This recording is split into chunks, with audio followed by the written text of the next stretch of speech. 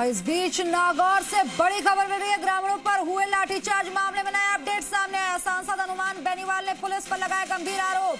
कहा सत्ता में बैठे लोगों के इशारे पर लाठीचार्ज किया गया। किसानों के हितों का संरक्षण करने की जगह लाठीचार्ज हो रहा है। एक निजी कंपनी के हित में पुलिस किसानों पर लाठीचार्ज कर रही है। पुलिस के ऐसे कृत्य का लोकतंत्र में कोई स्थान नहीं है। हमारे साथ खुद सांसद हनुमान बेनीवाल जुड़ गए हैं। हनुमान बेनीवाल जी राजस्थान पर आपका स्वागत है। जी धन्यवाद। सांसद साहब, ये क्या हो रहा है? किस तरह से जो है अन्नदाताओं पर लाठीचार्ज किया गया? उनकी मांगे वाजिब थी, लेकिन उनकी मांगों को तो नहीं सुना जा रहा है। 138 दिन हो गए लगभग, लेकिन उन पर लाठीचार्ज कर दिया।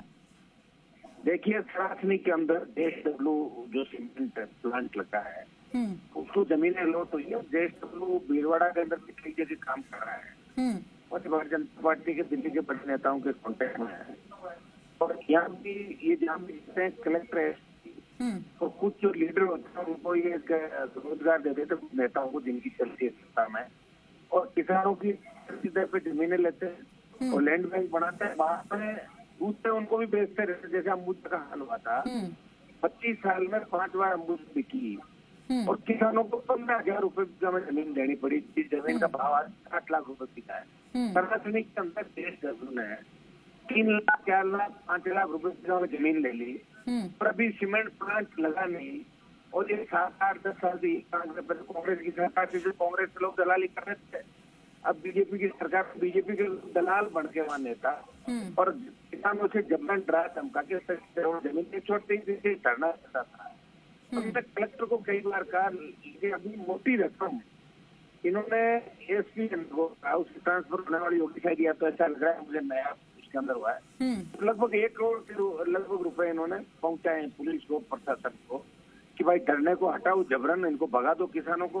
तो आज भारी पुलिस लवामा सर्दी के अंदर 6 बजे गया और शांतिपूर्वक धरना दे रहे किसानों पे। अनुसूचित जाति के हमारे जो नौजवान बैठे थे, दूसरे समाजों को, महिलाएं, उनको जमकर इन्होंने पीटा दौड़ा के, और अब जबरन राजीनामे का दबाव हनुमान बना बेनीवाल जी, अब इन किसानों को, इन महिलाओं को आपसे बहुत आस है, क्योंकि हमेशा आप इन लोगों के साथ खड़े रहते हैं। JSW कंपनी जो है वो अपनी मनमानी पर आ गई है, तो आप इनका किस तरह से साथ देंगे? अभी ये जो इंडस्ट्री कमेटी का मेंबर हूँ और इंडस्ट्री कमेटी में भी मैंने लगाया इस कंपनी के खिलाफ, और मैं लड़ता रहता हूँ किसानों के लिए हमेशा।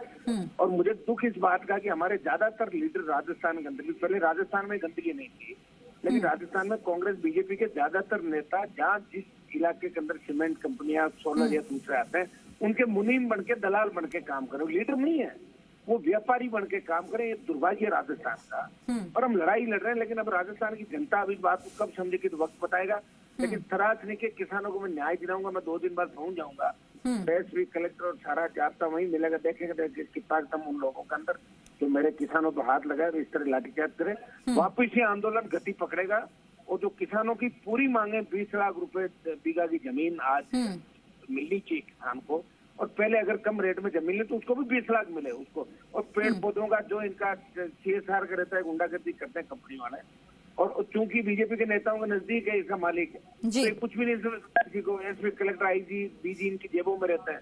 और नागौर का एसपी जिसने गुंडागर्दी की हद कर रखी है हर जगह, और इसकी कोई 20 जांचें चल रही है, लेकिन भजनलाल सरकार इसमें मेहरबान है ज्यादा। अब पता नहीं किस नेट पे कौन इसको लाया, क्या कर रहे हैं, तो इसको वीर साबित कर रखा है। तो जगह मैं परसों तक पहुंच जाऊंगा किसानों को लेके एक बार, और ये बड़ा आंदोलन होगा। चलिए, इंतजार होगा कि ये आंदोलन, आपने कहा कि ये बड़ा आंदोलन होगा, आप साथ देंगे, इंतजार होगा। हम वो भी अपडेट दिखाते रहेंगे। बातचीत करने के लिए, वक्त निकालने के लिए बहुत बहुत शुक्रिया।